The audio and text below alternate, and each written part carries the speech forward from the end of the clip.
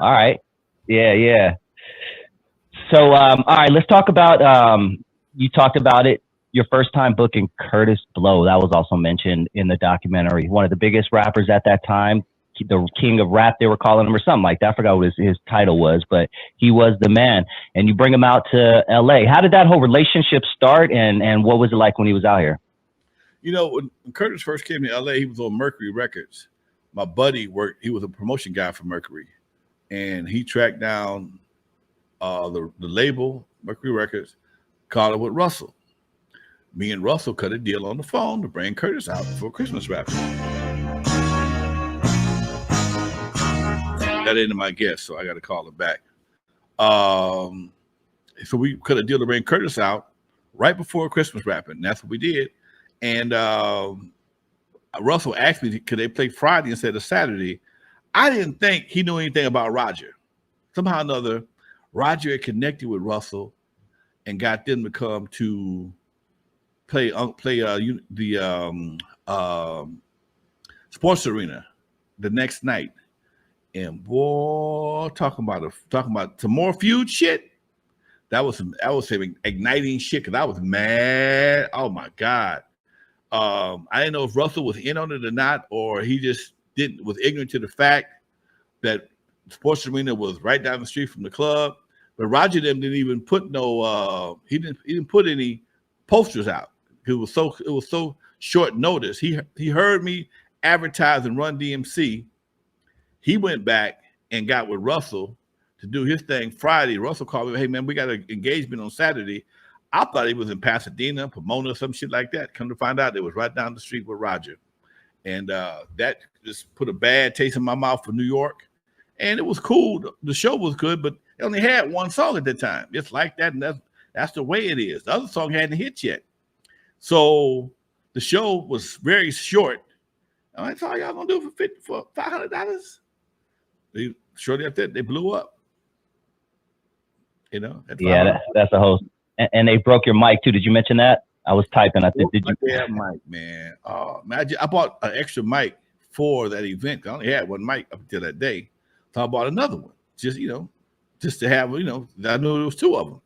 Man, nigga broke my goddamn mic. I got mad because back then, man, every piece of tools, every piece of equipment counted. Doc. I got 40 mics now, but back then I only had two. And that he broke the brand new one. Oh no, man, I can't. Oh, dude, my girl had to hold me back.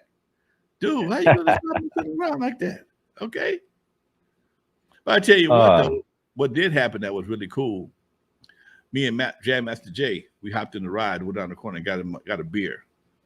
Technically, we weren't supposed to have liquor in the club, period, because it was a teen club.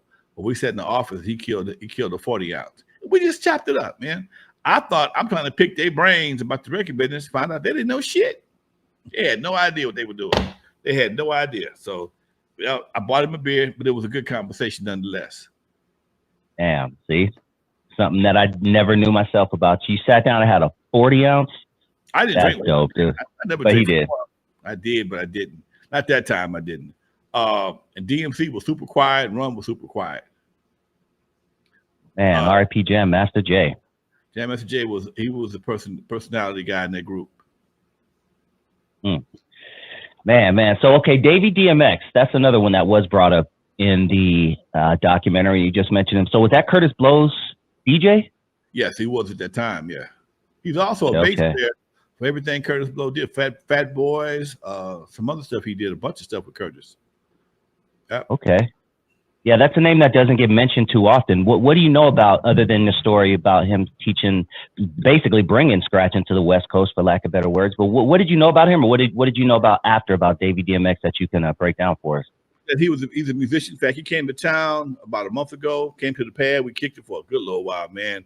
And that's a good one to get on the show, Lonzo. He needs to tell his story, man. Maybe we could try to work to get him on the show. Just throwing it out there. Davey DMX. Yeah, because I don't know anything about him, and I know hip hop, and I don't know much about him. I shouldn't say anything, but I don't know much about him. Let's see if he answers the phone. While Lonzo's making that call, hit that like button, everybody. I know our live audience isn't too big, but I know you guys will catch this on the replay. We're starting a little bit early today. My man's gonna see if he can get Davey DMX on the line to discuss bringing scratching to the West Coast. That's huge. I mean, think about that. See if he's available to answer his phone. Cool. All right, let's see. Bro. Davey DMX, what's up, baby? How you? Oh man, I'm doing fantastic. Doc. Look at me, I'm here on doing my podcast right quick. And your name came up in the conversation. I said I'm gonna call him up, see if he answers the phone right quick. Yeah, what's good? You got a hot minute? What's going on? Oh man, tell them who you are right quick. Dave cut the record down to the bones, the original. DMX, Davey DMX, one for the trouble. One for the trouble, two for the baby, one for the bass. Come on, Davey D, let's rock this place. There you go, Davey D in the house. Pleasure to meet you, brother. Pleasure to meet you. We were discussing you because you came up in Lonzo's documentary as I guess for lack of better words, the person who brought scratching to the West Coast. Because before that, we had never seen anything like that. But you guys have been doing it over there on the East Coast, previously. Can you talk to us about what you remember about that time? Because that's pretty inspirational. Well, everybody couldn't do what I was doing back then anyway. But I was Kurtis Blow's DJ, so I'm just kind of trying pretty much trend setting. The first generation going around as a DJ that would know how to really it was called cutting. Stacker came later on, but it's called to mix and cut. Then I guess it was filtered through overseas, then it came back scratch. But yeah. I was Kurtis Blow's DJ for about 10 years or something like that. I ended up producing some of his records as well. You played with the Fat Boys too? Yeah, I did in jail, played the bass, and co-produced it. Man, that's one of my favorite songs by the Fat Boy. In Jail, come on, man. I love those dudes, man. Man.